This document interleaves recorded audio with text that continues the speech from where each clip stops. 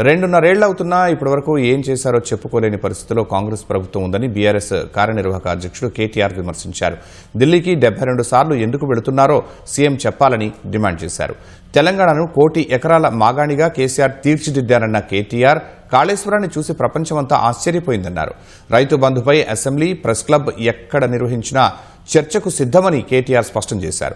రాష్ట్ర అప్పుల విషయంలో సైతం కాంగ్రెస్ నాయకులు తలో మాట మాట్లాడి ప్రజలను గందరగోళపరుస్తున్నారని ఆక్షేపించారు.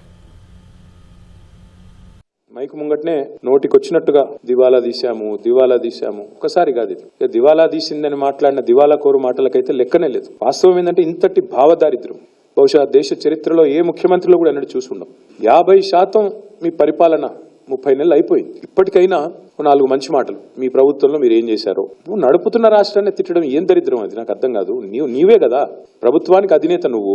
సరే ఇంకా ఎన్ని రోజులు ఆ విషయం చెప్పే పని మాకైతే అర్థం కావట్లేదు. ఢిల్లీలో ఇజ్జత్ లేకపోతే ఎందుకు పోతున్నావు అని అడుగుతా ఉన్నా. 26,13,000 హెక్టార్లు మాత్రమే కేసీఆర్ గారు గద్దెనెక్కిన రోజు, కేసీఆర్ గారు గద్దె దిగిన రోజు 59.89 లక్షల హెక్టార్లు, అంటే 1 కోటి ఎకరాల మాగాణం పెరిగింది కేసీఆర్ గారి పరిపాలనలో. ఓటుకు నోటు కేసులో దొరికిపోయిన విధానం, దొంగను చూసినట్టు చూస్తున్నారు. అవును చూస్తారు, దొంగను దొంగలాగానే చూస్తారు. ఈ అజీర్తి వల్ల వచ్చిన ఇబ్బందుల్లో నువ్వు మాట్లాడుతుండొచ్చు, కానీ ఒకటి వాస్తవం, అప్పులు ఎంత అని పార్లమెంటులో ఒక ఎంపీ గారు అడిగితే పార్లమెంట్లో కేంద్ర ప్రభుత్వం ఇచ్చిన, మీ బడేబాయ్ ఇచ్చిన సమాధానం, కేసీఆర్ గారు అధికారంలోకి వచ్చిన రోజు 72,000 కోట్ల అప్పు రాష్ట్ర నెత్తి మీద ఉన్నది. కేసీఆర్ దిగిపోయిన రోజు 3,50,000 కోట్ల అప్పు. ఎంత కేసీఆర్ చేసిన అప్పు? 2,78,000 కోట్లు. బ్రదర్స్ బంధు పథకం బంద్ చేస్తే అన్ని సెట్ అవుతాయి. అన్నదాతలను ఆగమాగం చేసింది చాలక ట్రఫ్లాప్ సినిమాకి 1/2 దినోత్సవం అంటే ఇదే. ప్రతిపక్ష పాత్ర కూడా మిగిలదు భవిష్యత్తులో. ఆ పరిస్థితి తప్పకుండా రాబోతా ఉంది. చర్చ పెడదాం రా అంటాడు, చెప్పు మేము రెడీగా ఉన్నాం.